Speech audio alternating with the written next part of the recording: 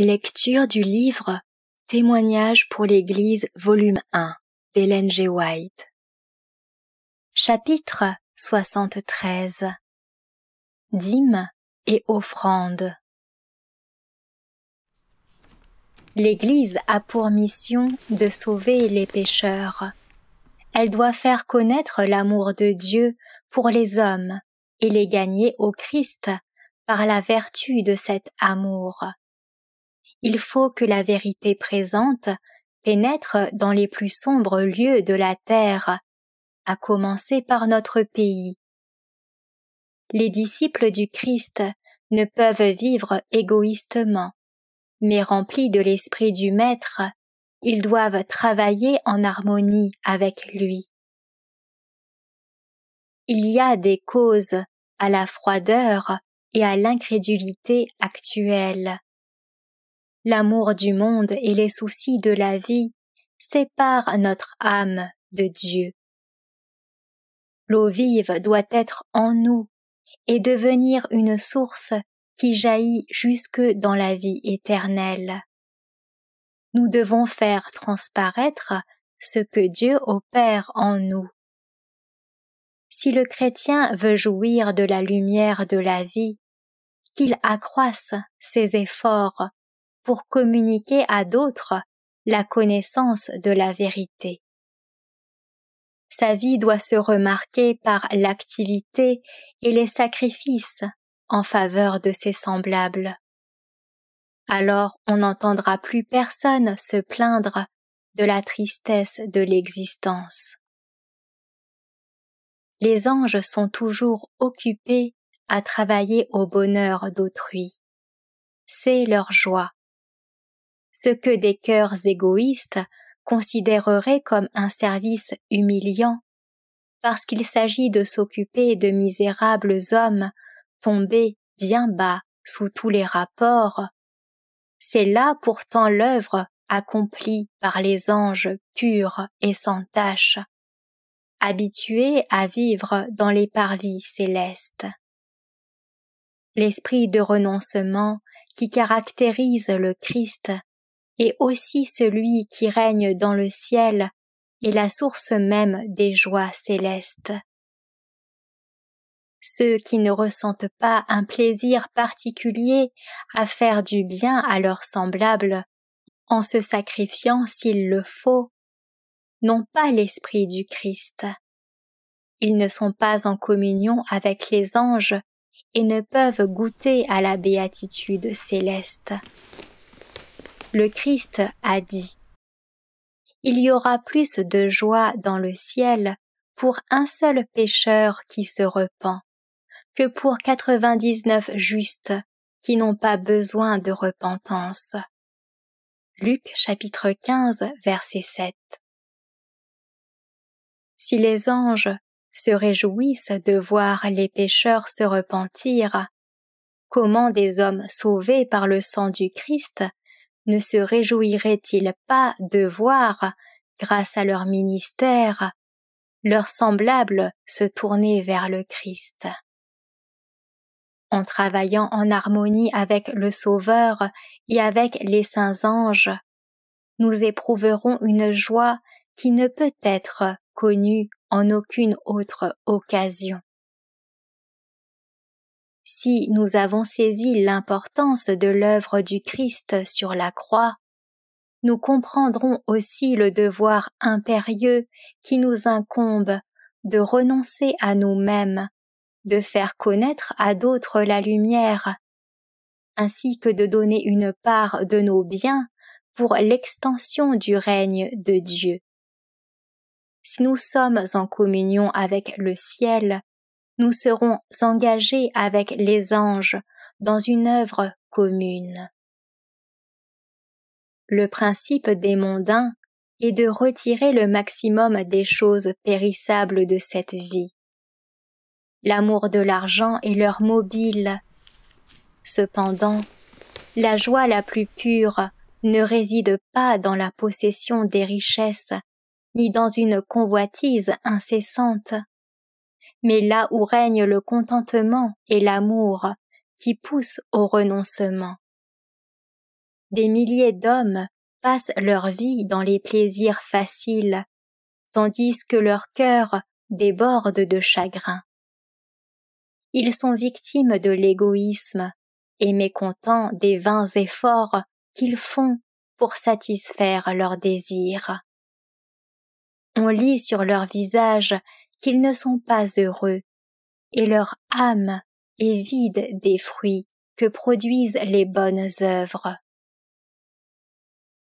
Dans la mesure où l'amour du Christ remplit nos cœurs et dirige nos vies, la convoitise, l'égoïsme et l'amour de nos aises seront vaincus et nous mettrons notre plaisir à faire la volonté du Christ, dont nous prétendons être les serviteurs. Notre bonheur sera proportionné à nos œuvres désintéressées et inspiré par l'amour du Sauveur. La sagesse divine a établi dans le plan du salut la loi de l'action et de la réaction, entraînant une double bénédiction pour l'œuvre de la bienfaisance dans toutes ses ramifications. Celui qui donne aux nécessiteux leur est en bénédiction, et il est béni lui-même dans une plus grande mesure encore. Dieu aurait pu atteindre son but en sauvant les pécheurs sans l'aide des hommes, mais il savait que ceux-ci ne pouvaient être heureux sans participer à la grande œuvre qui les amènerait à cultiver le renoncement et l'amour du prochain. Pour que l'homme ne soit pas frustré des fruits bénis de la charité, notre Rédempteur conçut le plan qui consiste à enrôler chaque individu dans les rangs de ses collaborateurs. Par un enchaînement de circonstances qui doivent faire naître les œuvres charitables, Jésus accorde à l'homme le meilleur moyen de cultiver la bienveillance, en lui faisant prendre l'habitude d'aider les pauvres et de faire avancer sa cause. Il envoie ceux-ci comme ses représentants. Par le fait de leur indigence, ceux qui sont dans la détresse nous amènent à faire usage de nos talents, c'est-à-dire de nos biens et de notre influence, afin que nous leur parlions de la vérité dont ils ont le plus urgent besoin. Lorsque nous répondons à ces appels par notre travail et nos actes charitables, nous sommes rendus semblables à celui qui, pour notre salut, s'est fait pauvre. En donnant, nous sommes en bénédiction aux autres et nous entrons en possession des vraies richesses. Les biens de ce monde et les trésors célestes. L'Église a beaucoup manqué de charité chrétienne. Ceux qui étaient le plus à même de faire avancer la cause de Dieu ne se sont que bien faiblement acquittés de leurs devoirs. Dieu, dans sa miséricorde, a communiqué la connaissance de la vérité à une certaine classe de personnes, afin qu'elles puissent apprécier sa valeur infinie en comparaison des trésors terrestres. Jésus leur a dit « Suivez-moi ». Il les met à l'épreuve en les invitant au souper qu'il a préparé. Il les observe afin de voir quel caractère elles manifestent et se rendre compte si elles estiment leurs intérêts égoïstes plus que les richesses éternelles.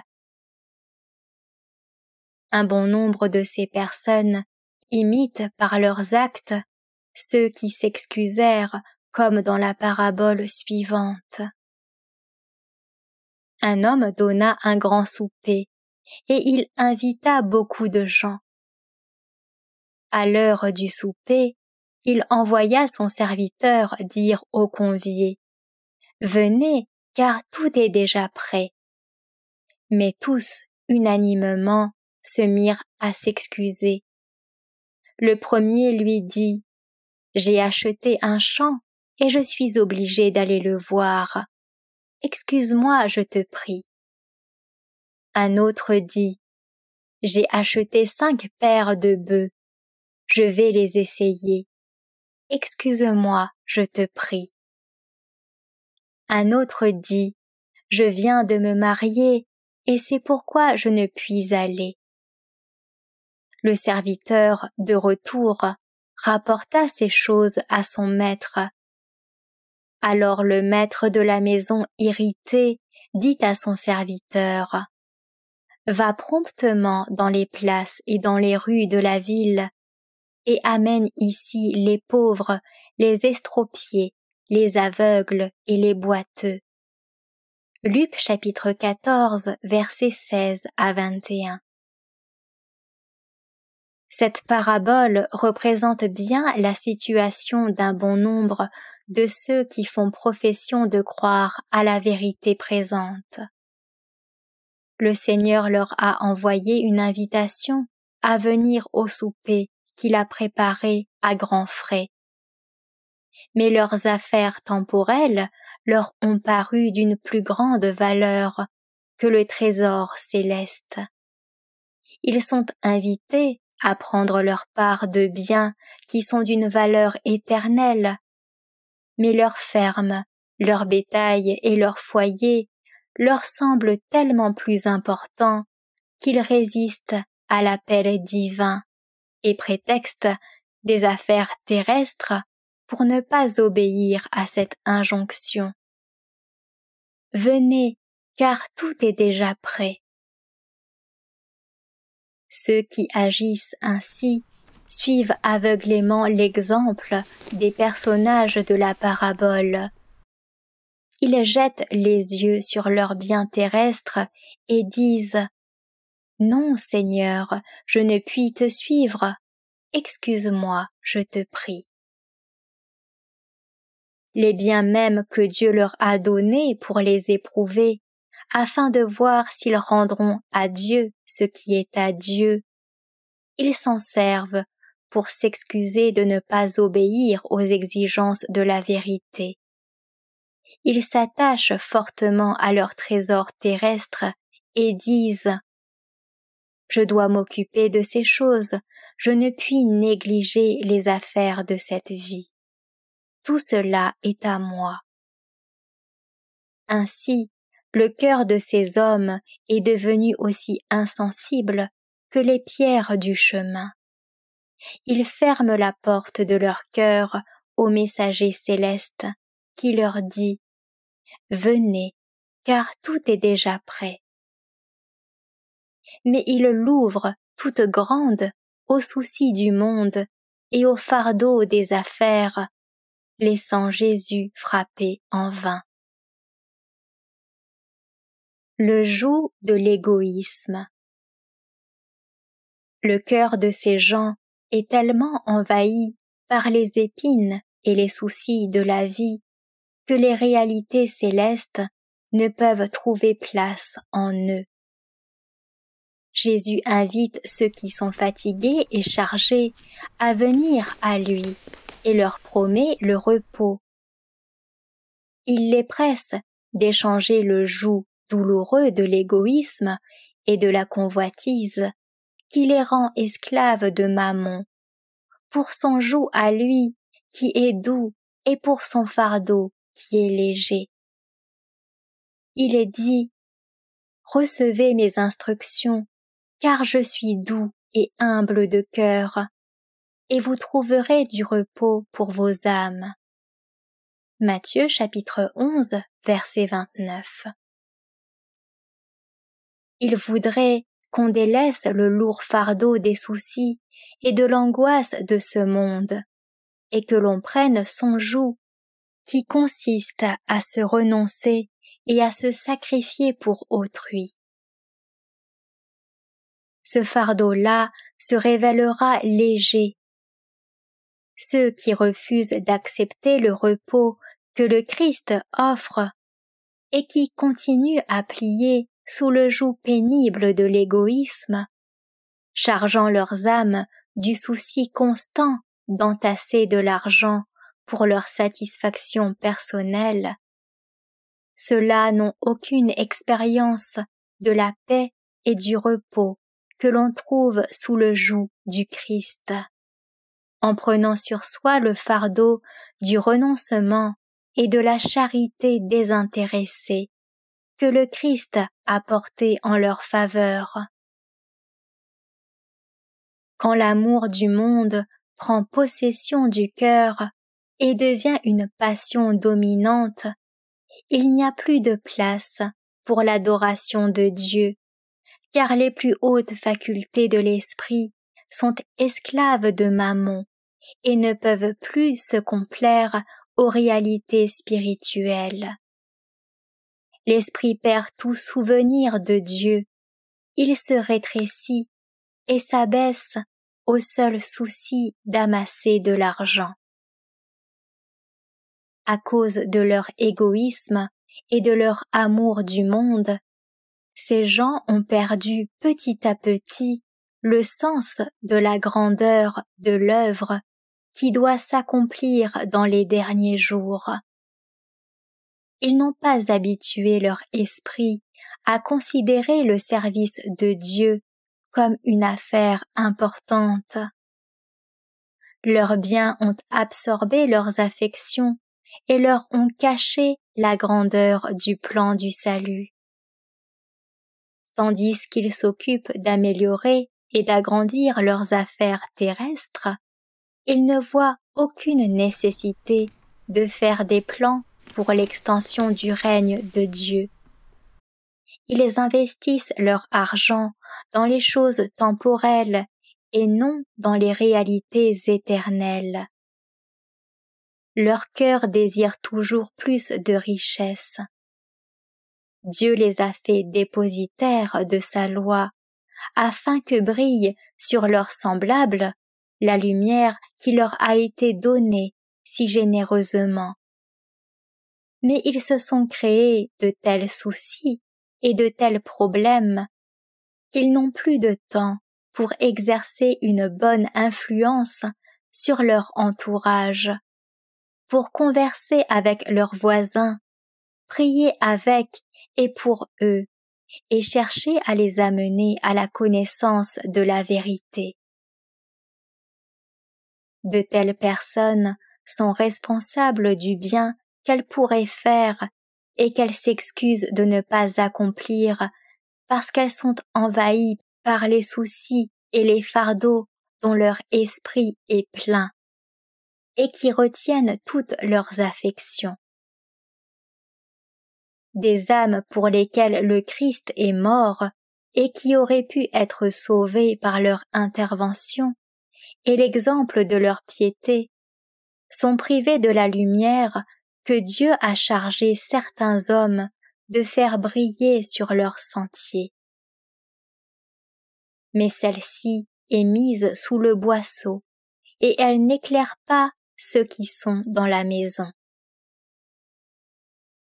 La parabole des talents.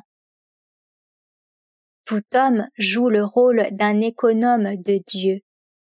À chacun, le maître a confié ses biens, mais l'homme revendique ses richesses comme sa propriété personnelle. Le Christ dit : « Faites-les valoir jusqu'à ce que je revienne. » Luc chapitre 19, verset 13. Le temps viendra où Jésus redemandera son bien avec usure. Il dira à chacun de ses intendants : « Rends compte de ton administration. » Luc chapitre 16, verset 2. Ceux qui ont caché l'argent du Seigneur dans un linge et l'ont enfoui dans la terre au lieu de le faire valoir, ceux qui ont dissipé ce qui leur avait été confié en des dépenses inutiles au lieu de le faire fructifier en l'investissant dans sa cause, tout cela ne seront pas approuvés du Maître, mais définitivement condamnés. Le méchant serviteur de la parabole rendit le talent que Dieu lui avait confié, en disant « Seigneur, je savais que tu es un homme dur, qui moissonne où tu n'as pas semé, et qui amasse où tu n'as pas vanné. J'ai eu peur, et je suis allé cacher ton talent dans la terre. Voici, prends ce qui est à toi. » Son maître le prit au mot. « Serviteur méchant et paresseux, lui dit-il, tu savais que je moissonne où je n'ai pas semé et que j'amasse où je n'ai pas vanné. Il te fallait donc remettre mon argent au banquier, et, à mon retour, j'aurai retiré ce qui est à moi avec un intérêt. » Matthieu chapitre 25, versets 24 à 27. Ce serviteur inutile n'ignorait pas les plans divins, mais il se décida résolument à contrecarrer le dessein de Dieu, l'accusant de déloyauté parce qu'il réclamait la fructification des talents confiés. C'est la façon même dont se plaignent et murmurent beaucoup de riches qui professent croire à la vérité. Comme le serviteur infidèle, ils ont peur que les intérêts du capital que Dieu leur a prêté leur soient demandés pour répandre l'Évangile. C'est pourquoi ils les immobilisent en les plaçant dans des affaires terrestres, en les enfouissant dans le monde, prétendant ainsi n'avoir rien ou presque à donner pour la cause de Dieu. Ils ont enseveli ce talent, craignant que Dieu leur en réclame une partie.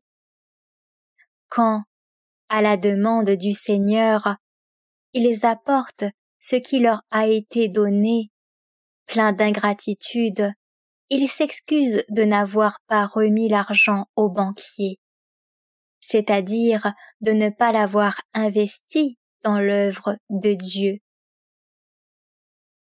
Celui qui mésuse des biens du Seigneur ne perd pas seulement le talent qu'il lui avait confié, mais aussi la vie éternelle.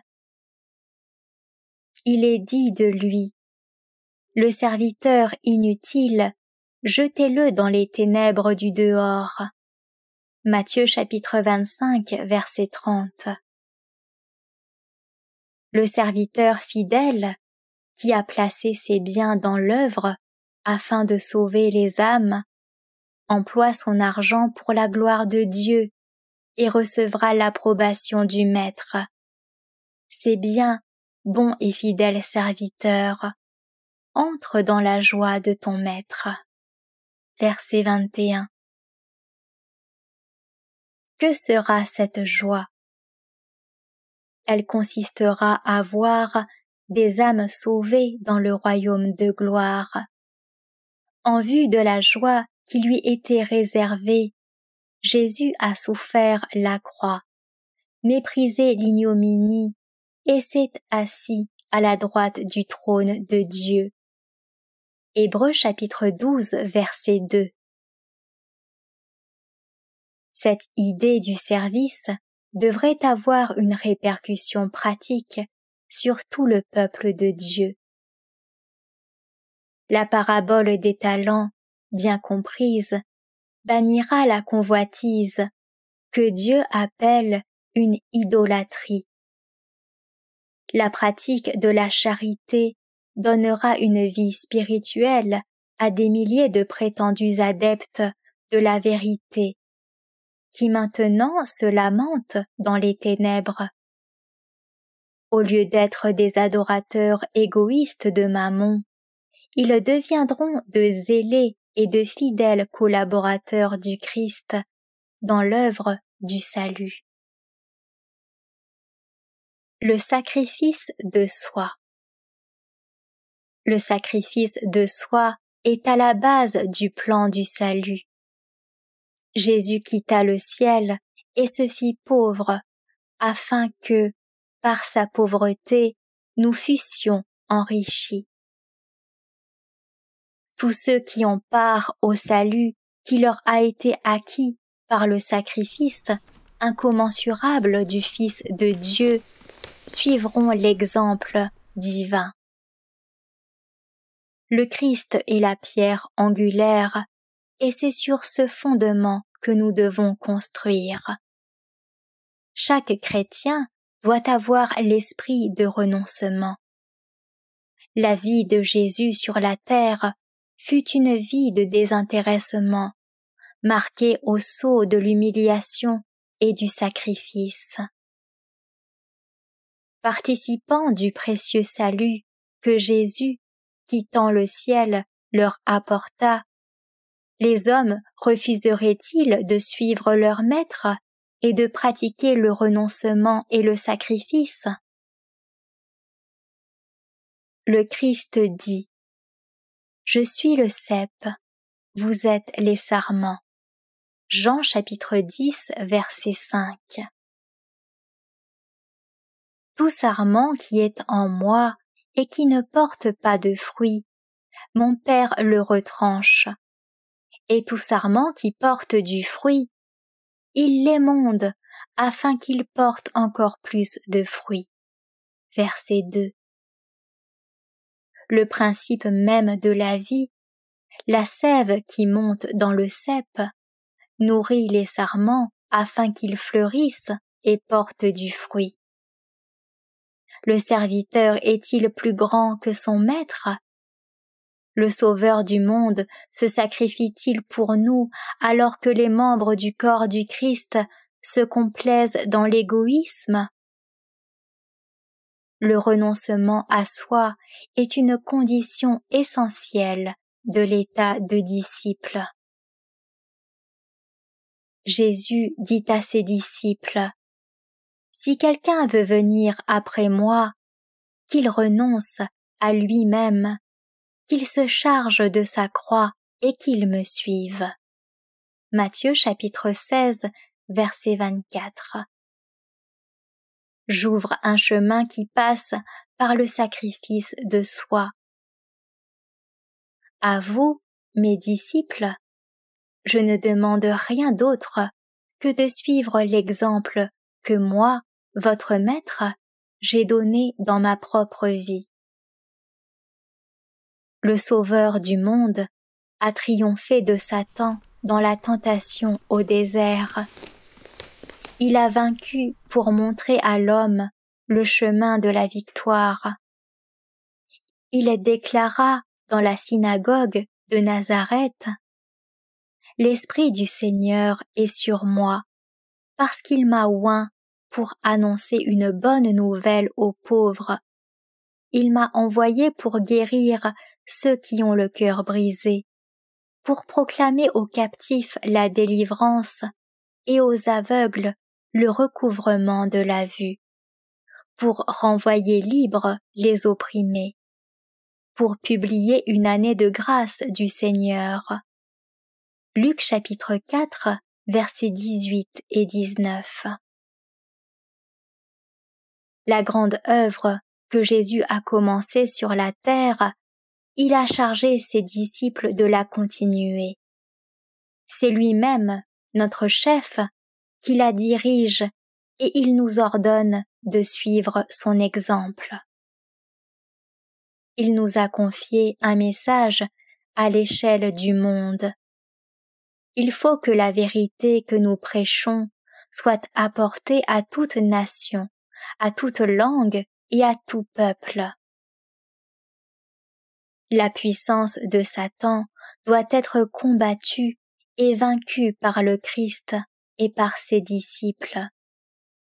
Poursuivons sur un large front la guerre contre la puissance des ténèbres. Pour le succès des opérations, il faut des moyens financiers. Dieu ne se propose pas de nous les faire parvenir directement du ciel, mais il remet entre les mains de ses disciples l'argent qui doit être employé à cet effet. Le système de la dîme. Dieu a révélé à son peuple un plan qui permet de recueillir les fonds suffisants pour les besoins de son œuvre. Ce plan, qui est celui de la dîme, est magnifique de simplicité et d'équité. Chacun peut le suivre avec foi et courage, car il est d'origine divine. En lui s'allient la simplicité et l'utilité, et il n'est pas nécessaire de faire de longues études pour le comprendre et l'exécuter. Tous peuvent se rendre compte qu'il leur est possible de contribuer au succès de l'œuvre précieuse du salut. Tout homme, toute femme, tout adolescent peut amasser de l'argent pour la cause du Seigneur. L'apôtre dit que chacun de vous mette à part chez lui ce qu'il pourra, selon sa prospérité. 1 Corinthiens chapitre 16 verset 2. Des buts importants peuvent être atteints grâce à ce système. Si nous l'acceptions tous, chacun deviendrait un vigilant et fidèle intendant du Seigneur, et il n'y aurait pas de problème financier dans la grande œuvre qui consiste à faire retentir dans le monde le message d'avertissement. Si chaque membre de l'Église adoptait ce système, le trésor serait plein et personne ne serait appauvri. Cet investissement de nos biens nous unirait davantage à la cause de la vérité présente. Nous amasserions ainsi, pour l'avenir, un trésor placé sur un fondement solide, afin de saisir la vie véritable. 1 Timothée chapitre 6 verset 19. Au fur et à mesure que les serviteurs persévérants du Seigneur comprennent que leur libéralité accroît leur amour pour Dieu et leurs semblables, et que leur effort personnel élargit le cercle de leur utilité, ils voient quelle grande bénédiction réside dans leur collaboration avec le Christ. Les chrétiens, en général, refusent de répondre aux exigences de Dieu, leur demandant de donner une part de leurs biens pour soutenir la lutte engagée contre les ténèbres morales qui submergent le monde. Jamais l'œuvre de Dieu n'avancera vraiment si les disciples du Christ ne se jettent entièrement dans la bataille. Chaque membre de l'Église devrait sentir que la vérité à laquelle il croit est une réalité et que lui-même doit être un propagateur désintéressé de cette vérité. Certains riches murmurent parce que l'œuvre de Dieu fait des progrès et a davantage besoin de fonds. Ils craignent que cela ne s'arrête jamais et qu'il y ait toujours de nouveaux besoins et de nouvelles demandes. À de telles personnes, nous dirons notre espoir de voir la cause de Dieu prendre tant d'extension, qu'il y aura en effet toujours de nouvelles occasions, des appels plus fréquents et plus urgents. Si le plan de générosité systématique avait été adopté par tous, il y aurait toujours assez d'argent, car celui-ci affluerait en un courant constant grâce à la libéralité de chacun. Cette dernière fait partie de la religion de l'Évangile. Si nous considérons le prix infini payé pour notre rédemption, nous comprendrons la nécessité impérieuse de consacrer notre argent ainsi que toutes nos facultés à l'œuvre du Seigneur. Nous aurons une dette à régler avec le Maître quand il nous dira « Rends compte de ton administration ». Luc chapitre 16, verset 2. Si les hommes préfèrent ne pas écouter les appels divins et retenir égoïstement tout ce que Dieu leur donne, le Seigneur n'en continuera pas moins à les mettre à l'épreuve en les comblant de ses bontés. Ces hommes pourront être l'objet des honneurs de leurs semblables et ne pas recevoir de blâme de l'Église. Mais Dieu leur dira bientôt « Rends compte de ton administration ». Le Christ dit « Toutes les fois que vous n'avez pas fait ces choses à l'un de ces plus petits, c'est à moi que vous ne les avez pas faites. » Matthieu chapitre 25, verset 45. Vous ne vous appartenez point à vous-même, vous avez été rachetés à un grand prix. Et vous êtes tenus de glorifier Dieu avec vos richesses, comme dans votre corps et dans votre esprit, qui sont à lui. Vous avez été rachetés à un grand prix, non avec des choses corruptibles comme l'argent et l'or, mais avec le précieux sang du Christ. Il demande en retour des talents qu'il vous a confiés, que vous collaboriez avec lui au salut des âmes. Il a donné son sang, il vous réclame votre argent. C'est parce qu'il se fit pauvre que nous sommes devenus riches. Refuserions-nous de lui rendre ce qu'il nous a lui-même confié? Ouvrier avec Dieu. La cause de Dieu ne dépend pas de l'homme. Le Seigneur aurait pu envoyer directement du ciel les moyens financiers nécessaires si, dans sa providence, il avait vu que c'était pour nous la meilleure méthode. Il aurait pu charger les anges de faire connaître la vérité dans le monde entier sans le secours humain. Il aurait pu écrire dans l'azur du ciel pour faire connaître au monde sa volonté. Dieu n'a pas besoin de notre or ni de notre argent. Il est dit « Tous les animaux des forêts sont à moi, toutes les bêtes des montagnes par milliers. Si j'avais faim, je ne te le dirais pas, car le monde est à moi et tout ce qu'il renferme. » Psaume 50, versets 10 et 12. Quel que soit notre rôle dans les progrès de la cause de Dieu, c'est une grâce que le Seigneur nous a faite. Il nous a honorés en nous appelant à être ses collaborateurs. Cette coopération des hommes à son œuvre est destinée à développer notre générosité par un exercice constant. Dieu, dans la sagesse de sa providence, a mis des pauvres parmi nous.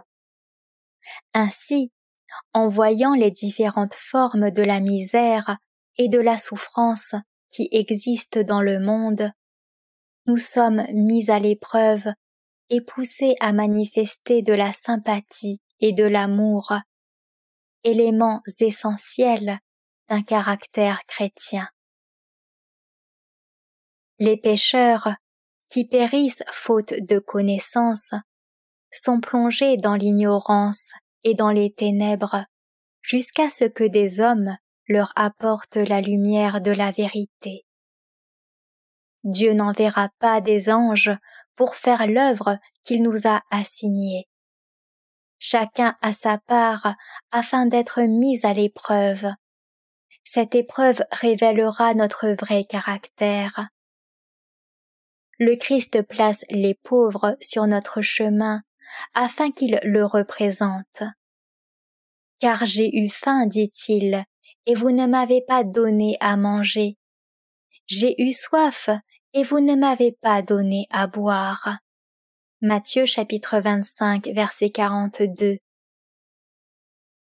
Le Christ s'identifie à l'humanité souffrante dans la personne des plus misérables enfants des hommes. Il fait sien leur dénuement et il entend leurs plaintes. Les ténèbres morales d'un monde pécheur sollicitent l'attention des chrétiens et réclament d'eux un effort individuel.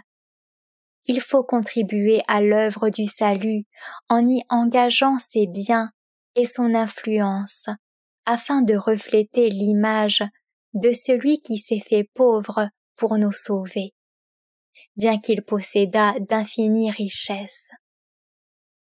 L'Esprit de Dieu ne peut pas demeurer avec ceux qu'il a chargés d'annoncer le message de vérité contenu dans sa parole s'ils ne sont éveillés au sens de leur devoir de collaborateurs du Christ. L'apôtre souligne qu'il faut plus qu'une simple sympathie humaine produite par des sentiments de pitié. Il insiste sur le principe d'un zèle désintéressé qui contribue uniquement à la gloire de Dieu. Les Écritures exigent des chrétiens qu'ils manifestent leur générosité afin de conserver sans cesse dans leur esprit le souci du salut de leurs semblables. La loi morale enjoignait l'observance du sabbat, qui n'était pas un fardeau, à moins d'une transgression entraînant les châtiments prévus par la loi. Le système de la dîme n'était pas non plus un fardeau pour ceux qui étaient fidèles. Cette règle donnée aux Hébreux n'a jamais été abrogée par celui qui en est l'auteur. Au lieu de perdre de sa force, elle aurait dû être maintenue et établie dans l'ère chrétienne, au fur et à mesure que l'on comprenait mieux que le salut ne pouvait s'obtenir que par le Christ. Au docteur de la loi, Jésus fit savoir quelles étaient les conditions de la vie éternelle. Elles consistent à faire entrer dans sa vie les exigences de la loi de Dieu, c'est-à-dire à aimer le Seigneur de tout son cœur, de toute son âme, de toute sa pensée et de toute sa force, ainsi que son prochain comme soi-même. Tandis que les sacrifices symboliques ont cessé à la mort du Christ, la loi originelle, gravée sur les tables de pierre, reste immuable et valable pour les hommes de tous les siècles. L'ère chrétienne n'a pas mis un terme aux devoirs de l'homme, mais elle les a mieux définis et exprimés avec simplicité. L'Évangile, en se répandant au loin, exigeait des moyens financiers toujours plus importants pour soutenir la lutte qui suivit la mort du Christ. Aussi, la libéralité devint-elle un devoir plus urgent que du temps des Hébreux. Aujourd'hui, Dieu ne demande pas moins. Il exige plus encore que jamais au cours de l'histoire. Le principe établi par le Christ, c'est que les dons et les offrandes devraient être en proportion de la lumière et des bénédictions reçues. On demandera beaucoup à qui l'on a beaucoup donné. Luc chapitre 12, verset 48. À l'aube de l'ère chrétienne, les bénédictions reçues par les premiers disciples trouvaient en eux l'écho de l'amour fraternel et de la libéralité. L'effusion de l'Esprit de Dieu après l'ascension conduisait à se renoncer et à se sacrifier pour le salut des autres. Quand les chrétiens de Jérusalem furent dans le dénuement, Paul écrivit à ceux de la gentilité pour solliciter leurs dons. De même que vous excellez en toutes choses, en foi, en parole, en connaissance, en zèle à tous égards, et dans votre amour pour nous, dit saint Paul, faites en sorte d'exceller aussi dans cette œuvre de bienfaisance. 2 Corinthiens chapitre 8 verset 7.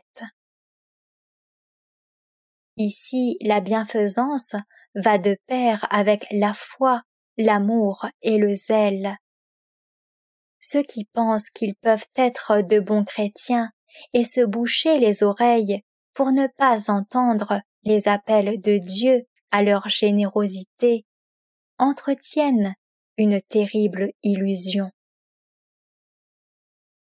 À les entendre, ils sont pleins d'amour pour la vérité et s'intéressent à sa propagation, mais ils ne font rien pour cela. Leur foi est morte, elle n'est pas rendue parfaite par les œuvres. Le Seigneur n'a jamais commis l'erreur de convertir une âme et de la laisser au pouvoir de la cupidité. Depuis les jours d'Adam, le système de la dîme remonte bien au-delà de Moïse. Dieu a demandé aux hommes des offrandes pour des buts religieux bien avant de donner à Moïse des indications précises concernant la dîme. Il faut remonter pour cela au jour d'Adam.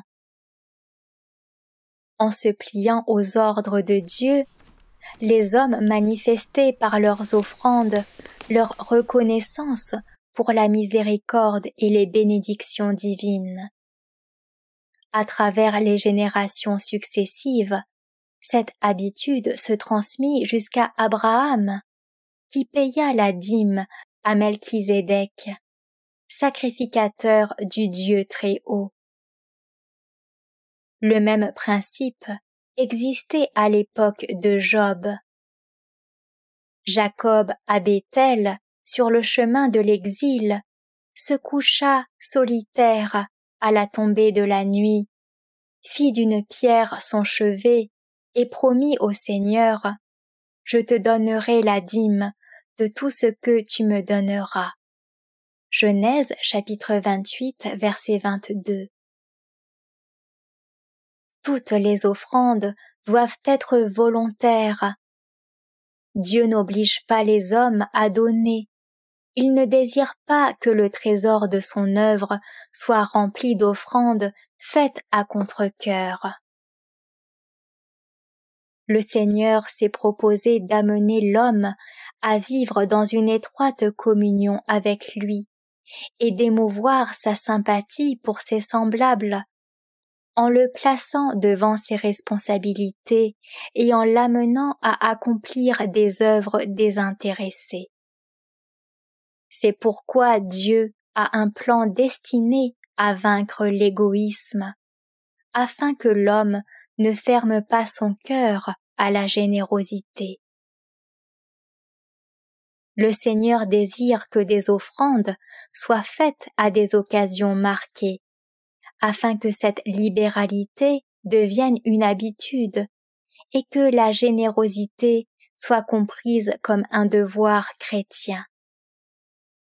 Le cœur qui s'est ouvert à l'occasion d'une offrande ne doit pas avoir le temps de devenir froid et égoïste avant qu'on fasse à nouveau appel à lui. Il faut maintenir un courant constant pour que la source de la générosité ne soit jamais tarie. Le 10e du revenu.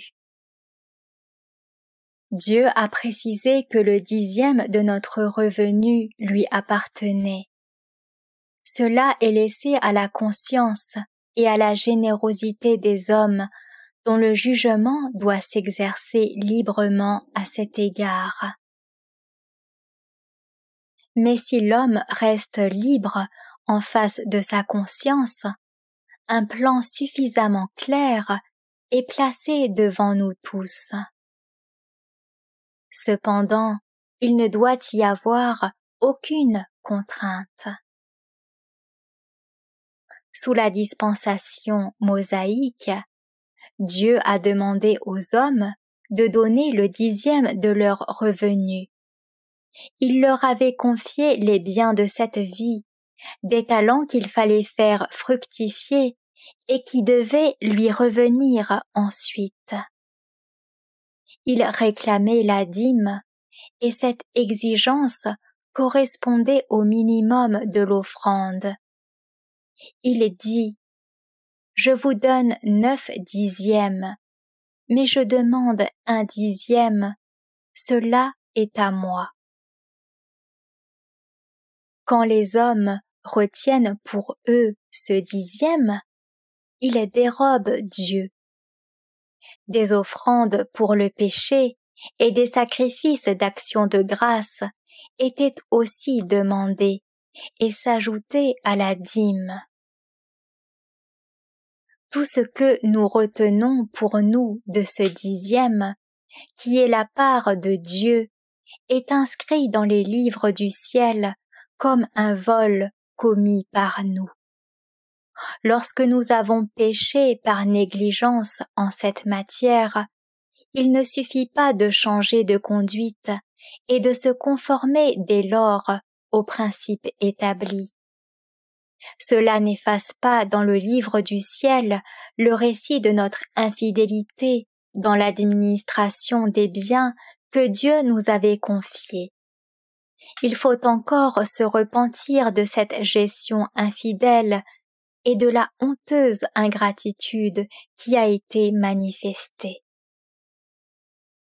Un homme trompe-t-il Dieu? Car vous me trompez et vous dites: en quoi t'avons-nous trompé? Dans les dîmes et les offrandes, vous êtes frappés par la malédiction et vous me trompez, la nation tout entière. Apportez à la maison du trésor toutes les dîmes, afin qu'il y ait de la nourriture dans ma maison. Mettez-moi de la sorte à l'épreuve, dit l'Éternel des armées. Et vous verrez si je n'ouvre pas pour vous les écluses des cieux, si je ne répands pas sur vous la bénédiction en abondance. Malachie chapitre 3 versets 8 à 10. Une promesse est contenue dans ce texte. Si les dîmes sont apportées à la maison du trésor, la bénédiction de Dieu se répandra sur celui qui obéit. Pour vous, je menacerai celui qui dévore, et il ne vous détruira pas les fruits de la terre, et la vigne ne sera pas stérile dans vos campagnes, dit l'Éternel des armées. Toutes les nations vous diront heureux, car vous serez un pays de délices, dit l'Éternel des armées. Versets 11 et 12. Si tous ceux qui prétendent croire à la vérité donnaient à Dieu la dîme qui lui appartient et se soumettaient à sa volonté, le trésor serait abondant, pourvu des moyens nécessaires à l'avancement de la grande œuvre du salut. Dieu donne à l'homme 9/10 de son revenu, alors qu'il demande seulement 1/10 pour alimenter le trésor de sa maison. De même, il a donné à l'homme 6 jours pour faire son propre travail, mais il s'est réservé le 7e. C'est pourquoi, comme le sabbat, La dîme est sacrée. Dieu se l'est réservée.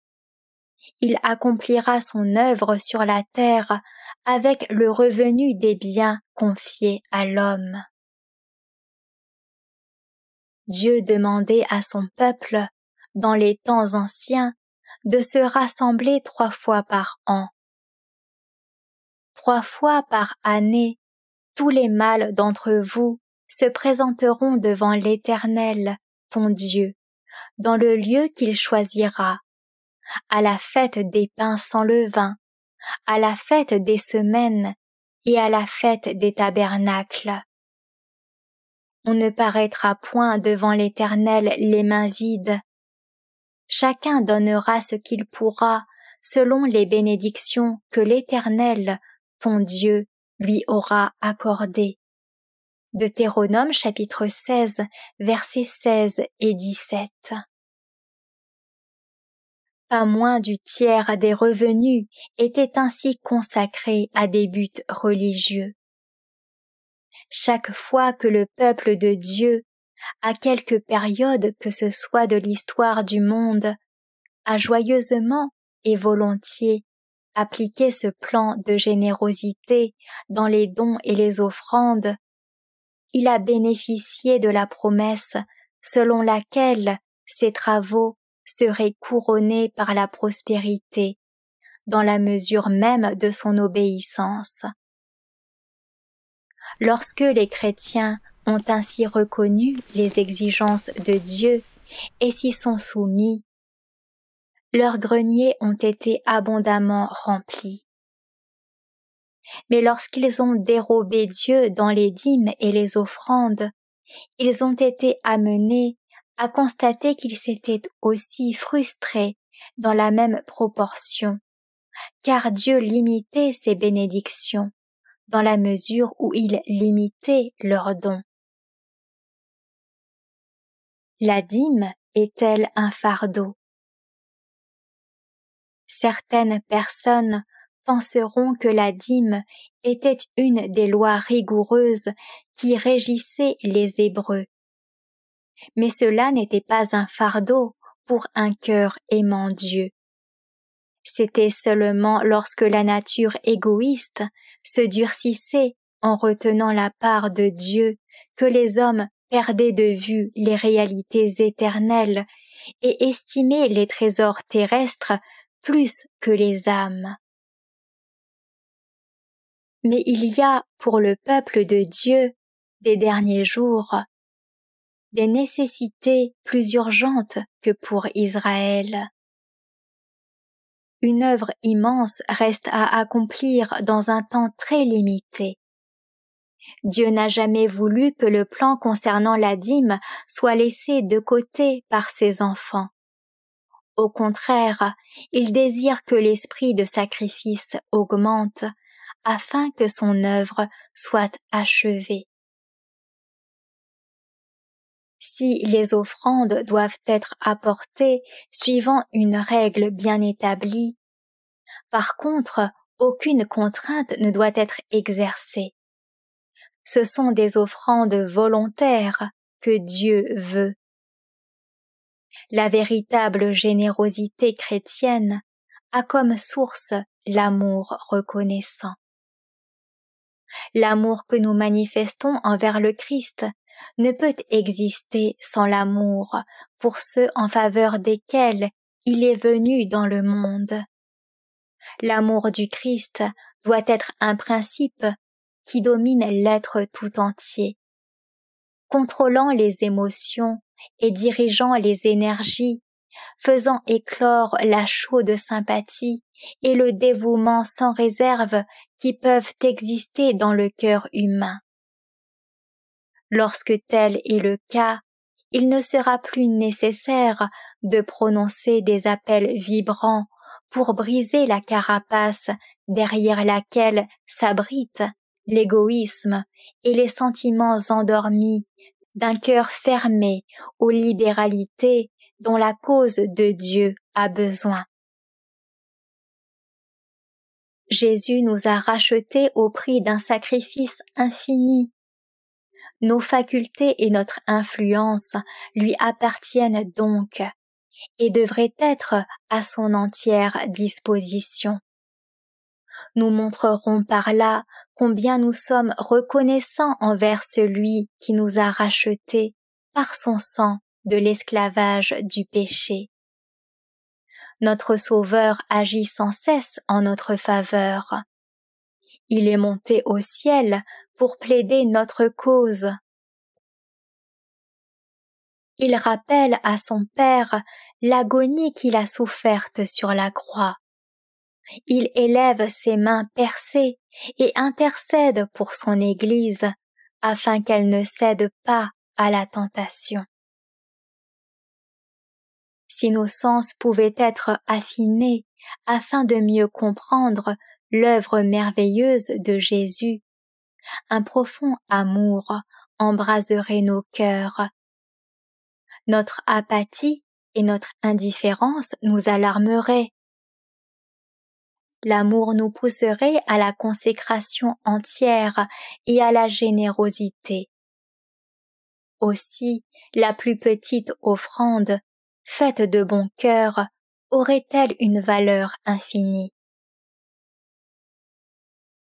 Après avoir volontiers cédé à notre Rédempteur tout ce qu'il nous est possible de donner, quel qu'en soit le prix à nos yeux, si nous pouvions alors mesurer la dette de reconnaissance qui est réellement la nôtre envers Dieu, nos offrandes nous paraîtraient vraiment insignifiantes. Mais les anges prennent ces offrandes, qui nous semblent bien pauvres, et les présentent comme un sacrifice de bonne odeur devant le trône de Dieu qui les accepte. En tant que disciples du Christ, nous ne nous rendons pas compte de notre véritable position. Nous ne comprenons pas comme il le faudrait quelles sont nos responsabilités d'ouvriers à gage du Christ. Il a payé d'avance notre salaire par sa vie de souffrance et par son sang répandu, afin de nous attacher à sa personne dans un esclavage volontaire. Toutes les faveurs dont nous jouissons sont un prêt du Seigneur. Il a fait de nous ses serviteurs. Les offrandes les plus modestes et nos services les plus humbles, s'ils sont inspirés par la foi et l'amour, peuvent attirer les âmes au service du Maître et exalter sa gloire. La prospérité du royaume de Dieu doit précéder toute autre considération. C'est pourquoi ceux qui font de leur plaisir et de leurs intérêts personnels le principal objet de leur vie ne sont pas des serviteurs fidèles. Ceux qui renoncent à eux-mêmes pour faire du bien aux autres, qui se dévouent corps et biens au service du Christ, éprouveront le bonheur que cherche en vain l'homme égoïste. Notre Sauveur a dit « Quiconque d'entre vous ne renonce pas à tout ce qu'il possède ne peut être mon disciple. » Luc chapitre 14, verset 33. La charité ne cherche point son intérêt. Elle est le fruit de l'amour et de la générosité qui étaient les traits essentiels de la vie du Christ. La loi de Dieu, inscrite dans nos cœurs, nous fera placer nos propres intérêts bien au-dessous des réalités éternelles. Un trésor sur la terre. Le Christ nous a enjoint de rechercher premièrement le royaume de Dieu et sa justice. C'est le devoir qui doit passer avant tous les autres.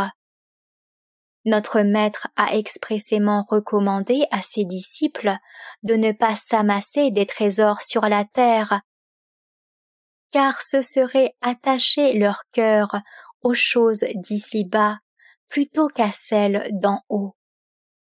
C'est là justement que beaucoup de pauvres âmes ont fait naufrage quant à la foi. Elles ont pris la direction opposée à celle qu'avait indiquée le Seigneur et laissé l'amour de l'argent devenir la passion dominante de leur vie. Elles ont fait des efforts inouïs pour acquérir des richesses. Ce désir insensé des trésors terrestres les a intoxiquées au même degré que l'alcool le fait pour les ivrognes. Les chrétiens oublient qu'ils sont les serviteurs du Maître et que, par conséquent, eux-mêmes, ainsi que leur temps et tout ce qui leur appartient, sont à lui. Un grand nombre d'entre eux sont tentés et la plupart succombent aux incitations illusoires de Satan qui les poussent à investir leur argent dans des affaires qui leur rapporteront les plus grands profits. Un petit nombre seulement se croit lié par ce que Dieu exige de lui, à savoir que le premier devoir est de subvenir aux besoins de sa cause. Ensuite seulement, on peut penser à soi. Peu nombreux sont les chrétiens qui donnent au Seigneur selon leurs moyens. Beaucoup ont immobilisé leur argent en achetant des propriétés qu'il leur faudrait vendre afin de pouvoir disposer de cet argent au profit de l'œuvre de Dieu. Aussi s'excusent-ils en se servant de ce prétexte pour ne faire que de maigres dons à leur Rédempteur. Ils ont, tout aussi bien que le serviteur de la parabole, littéralement enfoui leur argent dans la terre. Ils dérobent Dieu de la dîme et, s'abusant ainsi eux-mêmes, ils se privent du trésor céleste.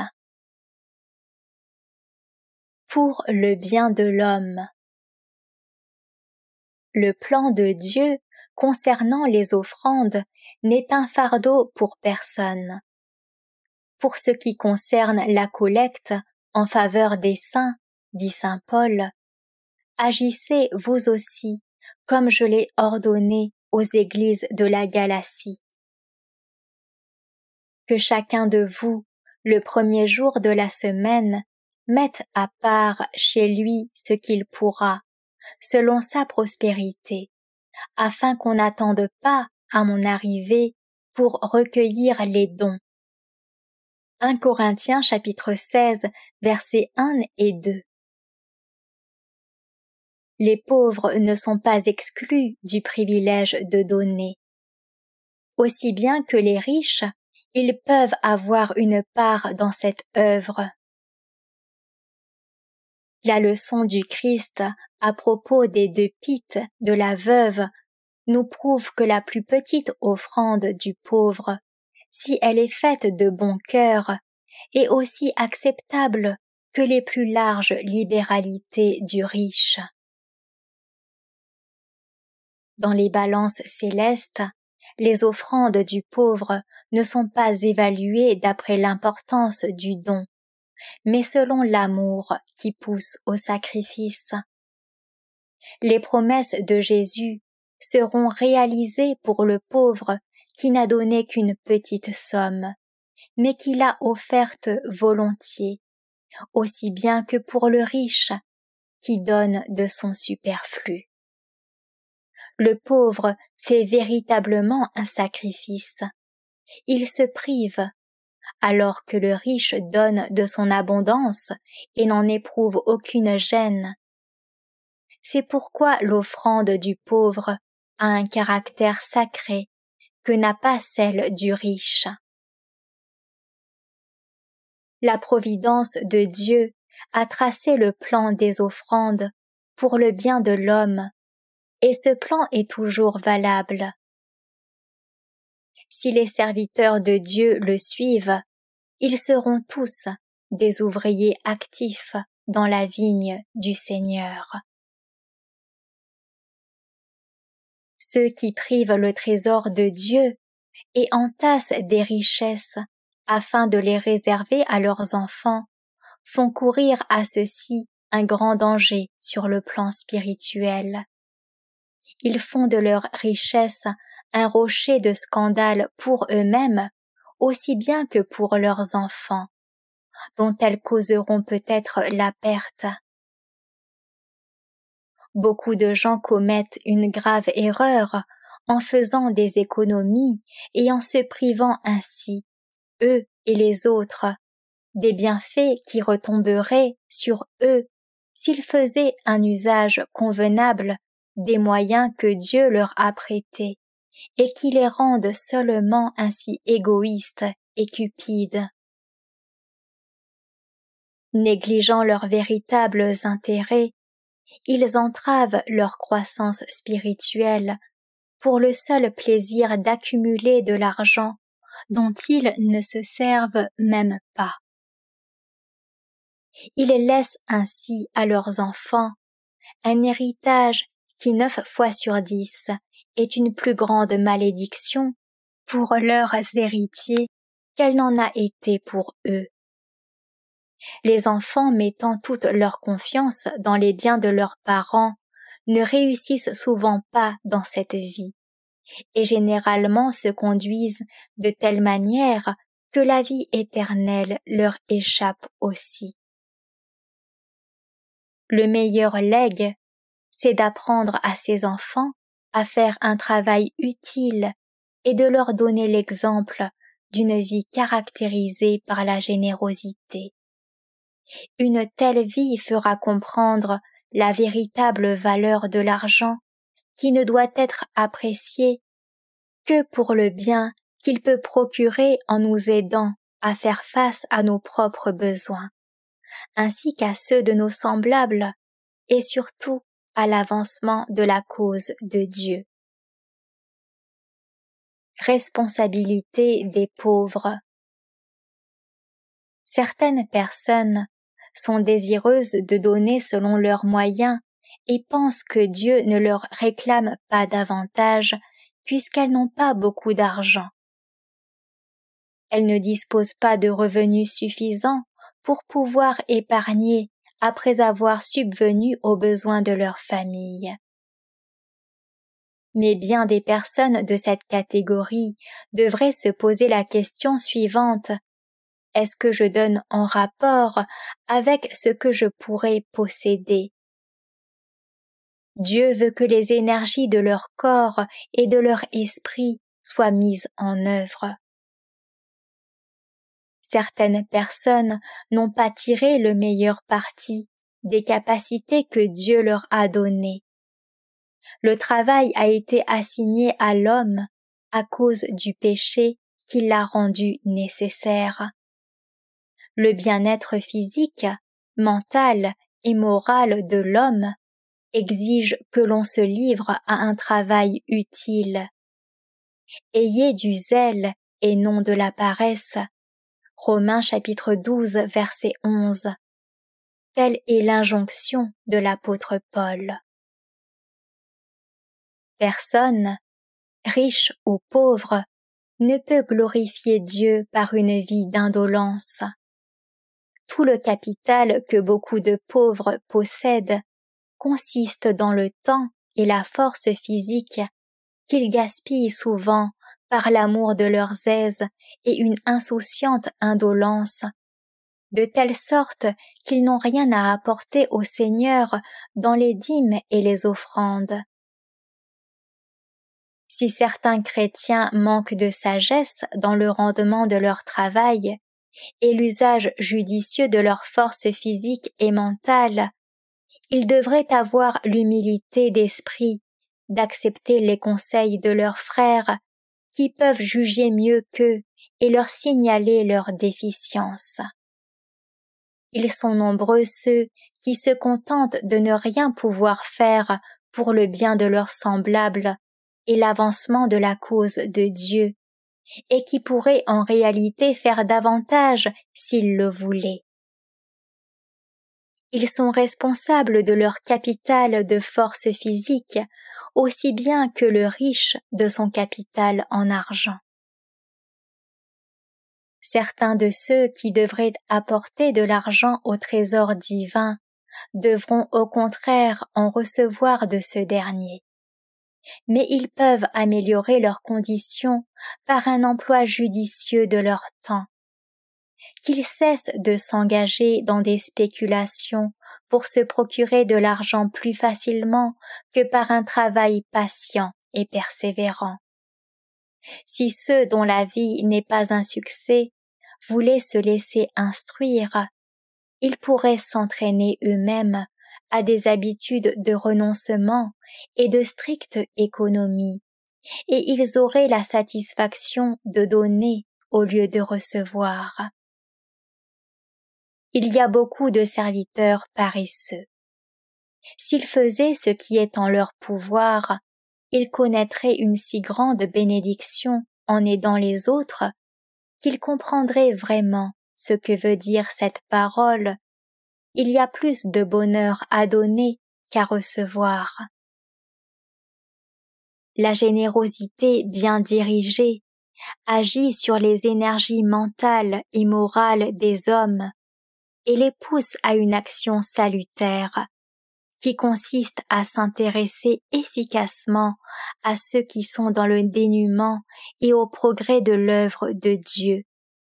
Si ceux qui en ont les moyens pouvaient comprendre qu'ils sont responsables devant Dieu pour chaque somme, même minime, qu'ils dépensent, ils verraient qu'ils ont moins de besoin qu'ils ne le croient. Si leur conscience était éveillée, elle leur montrerait qu'ils ont tort de céder à leur appétit, à leur orgueil, à leur vanité, à leur amour des plaisirs. Et elle leur reprocherait le gaspillage de l'argent que le Seigneur leur a donné et qui aurait dû être consacré à sa cause. Ceux qui dilapident leurs biens auront des comptes à rendre à leur maître.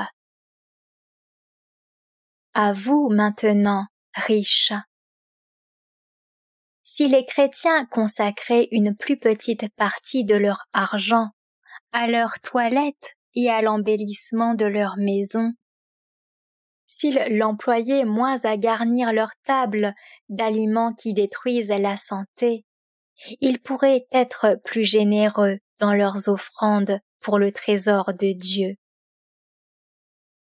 Ils imiteraient ainsi leur Rédempteur, qui a laissé le ciel, ses richesses et sa gloire, et s'est fait pauvre pour notre salut, afin que nous acquérions les richesses éternelles.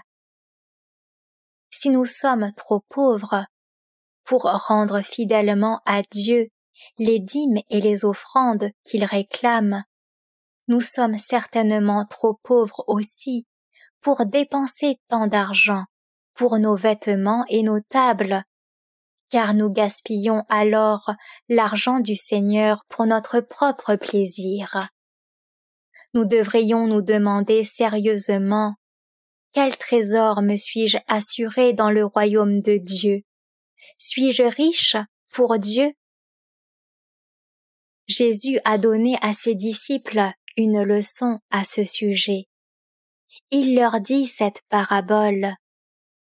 Les terres d'un homme riche avaient beaucoup rapporté, et il raisonnait en lui-même, disant: que ferai-je? Car je n'ai pas de place pour serrer ma récolte. Voici, dit-il, ce que je ferai. J'abattrai mes greniers, j'en bâtirai de plus grands, j'y amasserai toute ma récolte et tous mes biens, et je dirai à mon âme: mon âme, tu as beaucoup de biens en réserve pour plusieurs années. Repose-toi, mange, bois et te réjouis. Mais Dieu lui dit: insensé, cette nuit même ton âme te sera redemandée, et ce que tu as préparé, pour qui sera-t-il? Il en est ainsi de celui qui amasse des trésors pour lui-même et qui n'est pas riche pour Dieu. Luc chapitre 12, versets 16 à 21. La longueur et le bonheur de la vie ne sont pas fonction de nos biens terrestres. Cet homme riche, mais insensé, dans son égoïsme foncier, s'était amassé des trésors dont il ne devait pas profiter. Il avait vécu uniquement pour lui-même, fait des dupes, était dur en affaires, tandis qu'il négligeait la miséricorde ou l'amour de Dieu. Il dérobait l'orphelin et la veuve, trompait ses semblables, afin d'accumuler les biens terrestres. Il aurait pu s'amasser un trésor inépuisable dans le ciel, là où le voleur n'approche pas et où la teigne ne détruit point. Mais par sa convoitise, il perdit sur les deux tableaux. Ceux qui, avec humilité, utilisent pour la gloire de Dieu les biens que le Seigneur leur a confiés, recevront un trésor de sa main avec la bénédiction. Ces biens, bon et fidèle serviteur, entre dans la joie de ton maître. Matthieu chapitre 25, verset 23. Quand nous contemplons le sacrifice infini auquel Dieu a consenti pour le salut des âmes, nous sommes remplis d'étonnement. Lorsque l'égoïsme s'installe en maître dans le cœur des hommes et que ceux-ci sont tentés de ne pas faire leur part dans toute œuvre bonne qui se présente à eux, la pensée de celui qui a délaissé les richesses sans prix du ciel pour descendre ici-bas et se faire pauvre devrait affermir les principes du bien. Jésus n'avait pas un lieu où reposer sa tête. Il avait tout sacrifié en notre faveur pour que nous puissions obtenir les richesses éternelles. Le Christ a marché sur le sentier du renoncement, et c'est sur le même sentier que ses disciples doivent progresser s'ils veulent participer au dernier jour à la gloire du Maître. Il a voulu que son cœur souffrît de nos souffrances. L'esprit des mondains se sclérose souvent. Ils n'ont Dieu que pour les réalités terrestres, et celles-ci éclipsent la gloire et la valeur des réalités célestes. Les hommes parcourent terre et mer pour gagner de l'argent. Ils supportent la privation et la souffrance pour arriver à leur fin.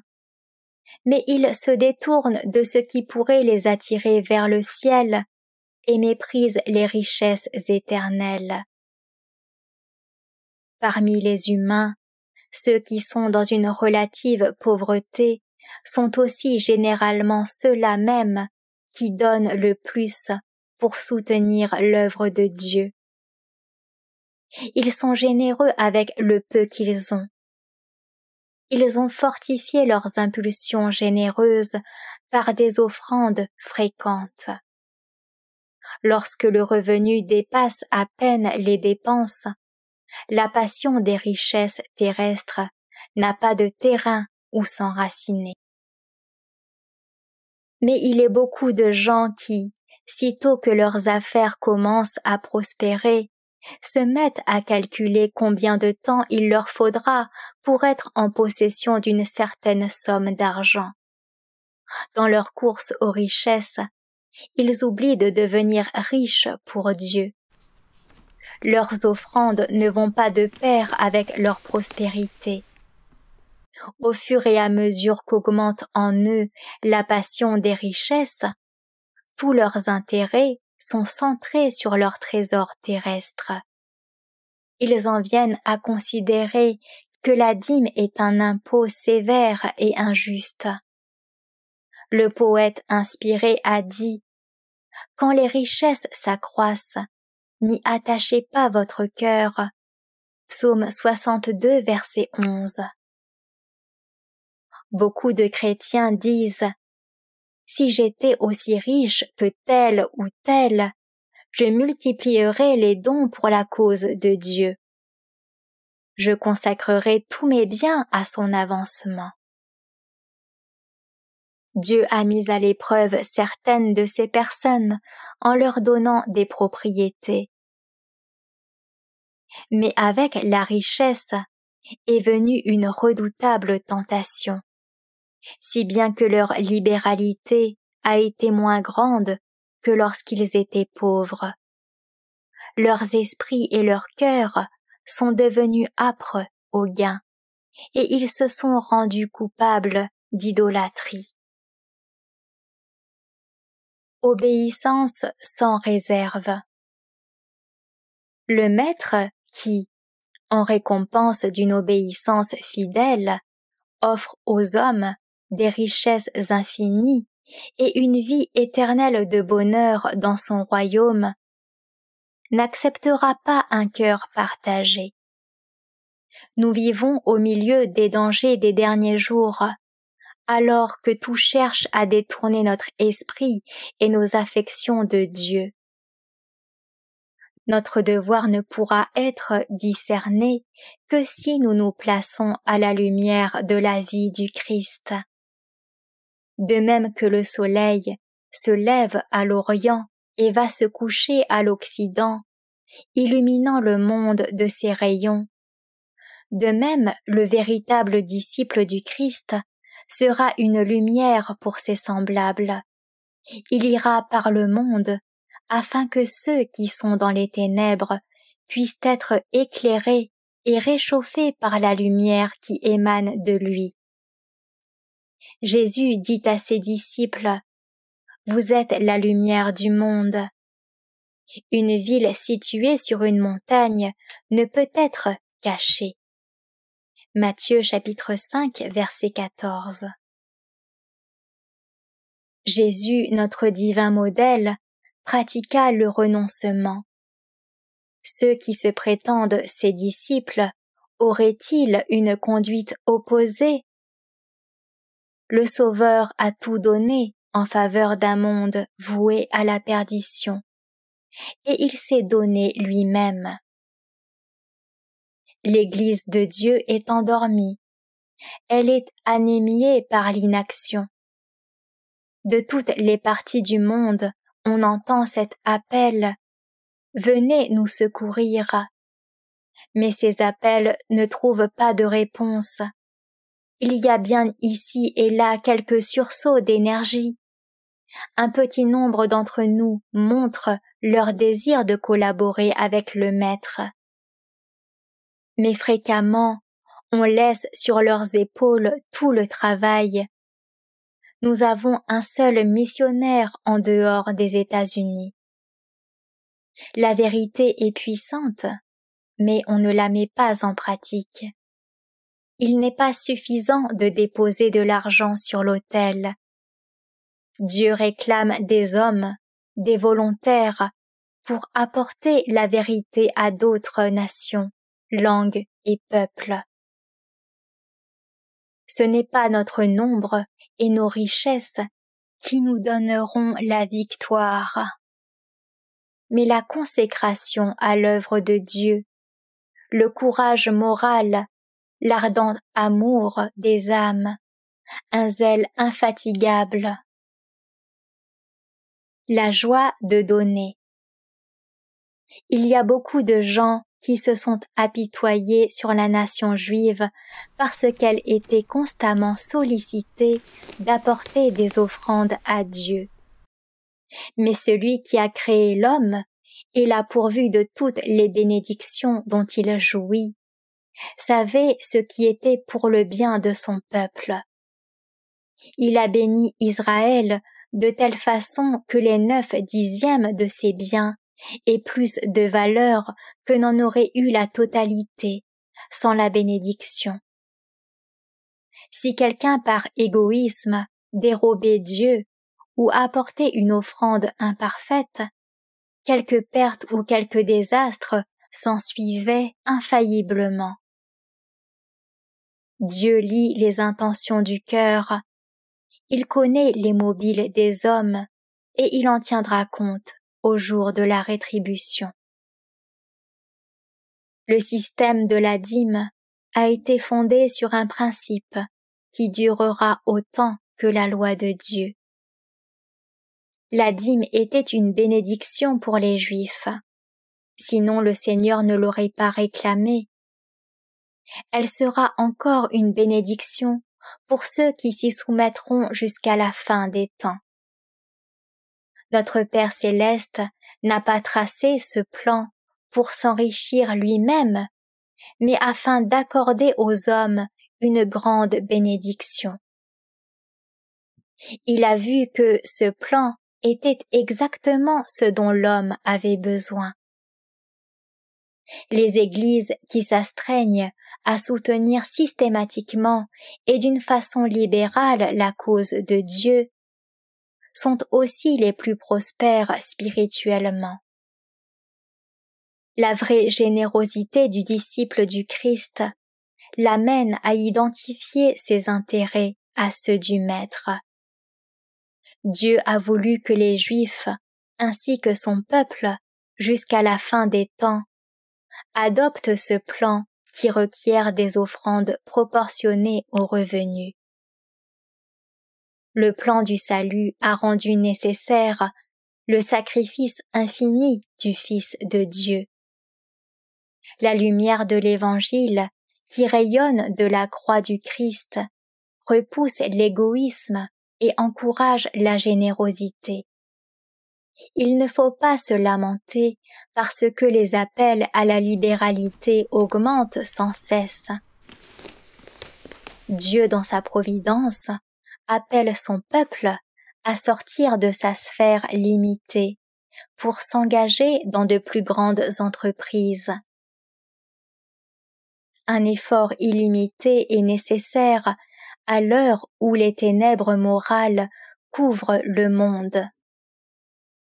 La mondanité et la cupidité minent les forces vitales du peuple de Dieu.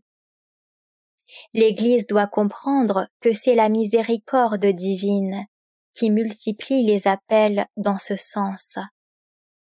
L'ange de Dieu place les actes de libéralité à côté de la prière. Il dit à Corneille : « Tes prières et tes aumônes sont montées devant Dieu, et il s'en est souvenu. » Actes chapitre 10, verset 4. Le Christ a dit : « Si donc vous n'avez pas été fidèles dans les richesses injustes, qui vous confiera les véritables ? » Luc chapitre 16, verset 11. La santé spirituelle et la prospérité de l'Église dépendent dans une grande mesure de sa générosité. Celle-ci est comparable au courant sanguin qui doit inonder l'être tout entier et vivifier tous les membres du corps. Elle augmente l'amour des âmes, car l'esprit de renoncement et de sacrifice rend plus étroite notre communion avec le Christ, lui qui s'est fait pauvre pour nous. Plus nous placerons notre argent dans la cause de Dieu afin de contribuer au salut des âmes, plus ces âmes elles-mêmes seront proches de notre cœur. Si nous étions moitié moins nombreux, mais que tous soient des ouvriers consacrés, nous aurions une puissance qui ferait trembler le monde. À ces ouvriers actifs, le Christ a fait cette promesse : « Voici, je suis avec vous tous les jours jusqu'à la fin du monde. » Matthieu chapitre 28, verset 20. Par tout le monde. Il peut se faire que nous rencontrions l'opposition qui a pour origine les mobiles égoïstes, la bigoterie et les préjugés, mais avec un courage indomptable et une foi vivante, nous devons semer le long des eaux. Les suppôts de Satan sont redoutables, mais il nous faut les affronter et combattre. Nos efforts ne doivent pas être limités à notre propre pays. Le champ, c'est le monde, où la moisson est mûre. Le Christ ordonna à ses disciples au moment même où il allait monter au ciel: « Allez par tout le monde et prêchez la bonne nouvelle à toute la création. » Marc chapitre 16, verset 15.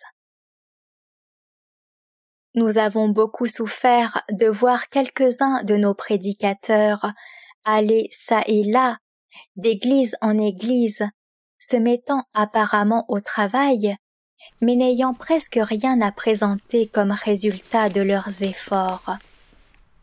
Le champ, c'est le monde. Il faut qu'il s'adresse aux incroyants et travaille à convertir les âmes à la vérité. Nous conseillons à nos frères et à nos sœurs de considérer l'exemple d'Abraham montant sur le mont Morija pour offrir son fils selon l'ordre de Dieu. C'est cela l'obéissance et le sacrifice. Moïse vivait à la cour du roi et il pouvait espérer la couronne, mais il ne succomba pas à cette tentation. Il refusa d'être appelé fils de la fille de Pharaon, aimant mieux être maltraité avec le peuple de Dieu que d'avoir pour un temps la jouissance du péché, regardant l'opprobre du Christ comme une richesse plus grande que les trésors de l'Égypte. Hébreux chapitre 11, versets 24 et 26. Les apôtres n'ont pas estimé leur vie à un grand prix. Ils se sont réjouis d'être considérés comme dignes de souffrir l'opprobre pour le nom du Christ.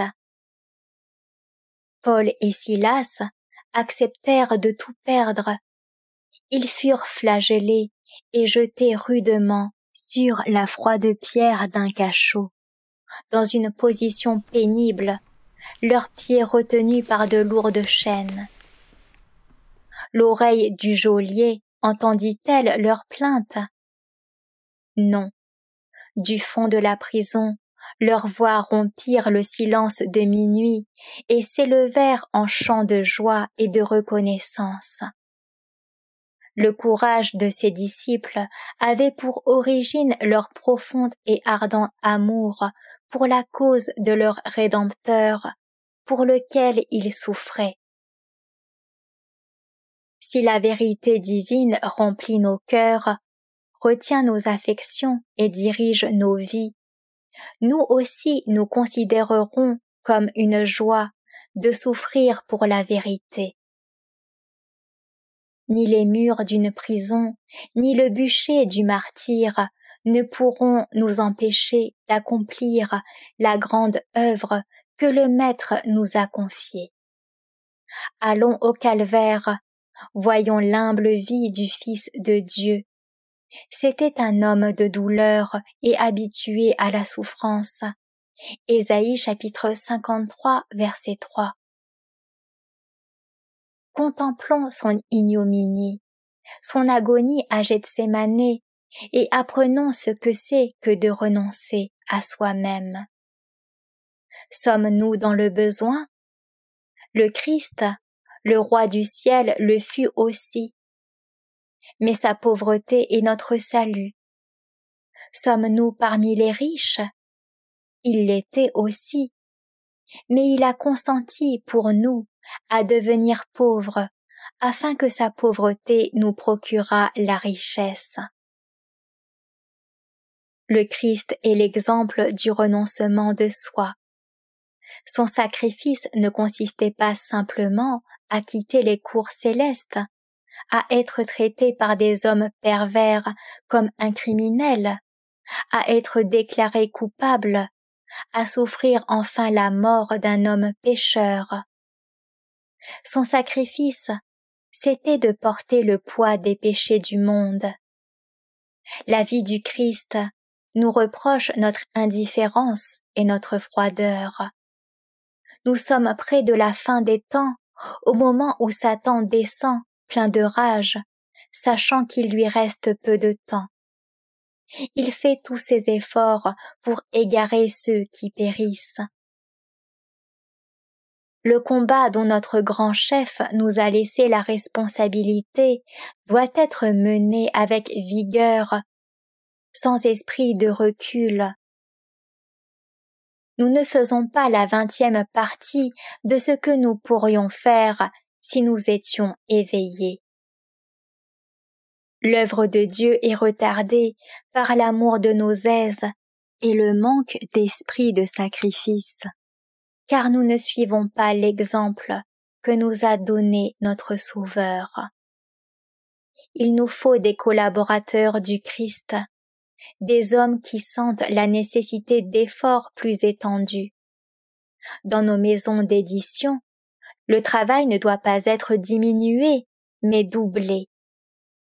Des écoles devraient être organisées dans divers lieux afin que notre jeunesse puisse se préparer au travail missionnaire. Nous avons déjà perdu beaucoup de temps et les anges ont enregistré nos négligences. Notre torpeur et notre manque de consécration nous ont fait perdre de précieuses occasions que Dieu nous avait données en la personne de ceux qui étaient qualifiés pour nous aider. Combien nous manque notre anamore alors que nous aurions besoin d'aide pour évangéliser d'autres peuples. Sa grande connaissance des champs missionnaires nous aurait permis d'entrer dans des pays que nous ne pouvons approcher aujourd'hui parce que nous n'en connaissons pas la langue. Dieu l'avait amené parmi nous afin de combler une lacune, mais nous n'avons pas apprécié ce don et il nous l'a enlevé. Elle se repose de ses travaux, mais ses œuvres de renoncement la suivent. Il est déplorable que notre œuvre missionnaire soit retardée parce que nous ne savons pas comment pénétrer dans les différentes nations du grand champ de la moisson. Je ressens de l'angoisse à la pensée des dons qui ont été perdus, alors que nous aurions pu les conserver si nous avions été spirituellement éveillés. Des ouvriers ont été tenus à l'écart de la moisson, qui déjà blanchit. Il faut que le peuple de Dieu s'humilie profondément et prie le Seigneur de pardonner son apathie et son indulgence égoïste, afin que soit effacé dans les livres du ciel le récit honteux de ses négligences et des privilèges dont il n'a pas su profiter. En contemplant la croix, le vrai chrétien sentira qu'il doit abandonner la pensée de restreindre ses offrandes à un minimum qui ne lui coûte rien, et il entendra résonner la trompette qui l'appelle à travailler dans la vigne du Seigneur. Quand Jésus était sur le point de remonter au ciel, il dit à ses disciples : « Allez par tout le monde et prêchez la bonne nouvelle. Vous avez reçu gratuitement, donnez gratuitement. » Marc chapitre 16 verset 15, Matthieu chapitre 10 verset 8. Ne renoncerons-nous pas à nous-mêmes afin que la moisson ne soit pas perdue et puisse être engrangée? Dieu a besoin de notre influence et de nos biens. Refuserons-nous d'obéir? Notre Père céleste nous bénit matériellement, mais il sollicite une part des biens qu'il nous confie, afin de nous éprouver et de savoir si nous sommes dignes d'avoir part à la vie éternelle. Les offrandes des enfants sont agréables à Dieu. Leur valeur sera proportionnée à l'esprit dans lequel elles sont faites. Les pauvres, en suivant la règle de l'apôtre, qui consiste à mettre de côté chaque semaine une petite somme, aideront à remplir le trésor. Leurs dons sont agréables à Dieu, car ils font un sacrifice aussi grand, et même plus grand que leurs frères plus fortunés.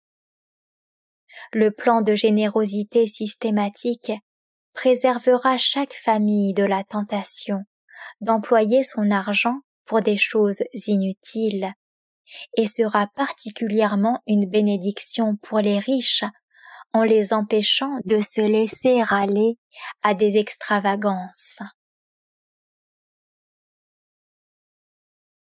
Retrouvez plus de lectures des ouvrages de l'Esprit de prophétie sur lerest.org.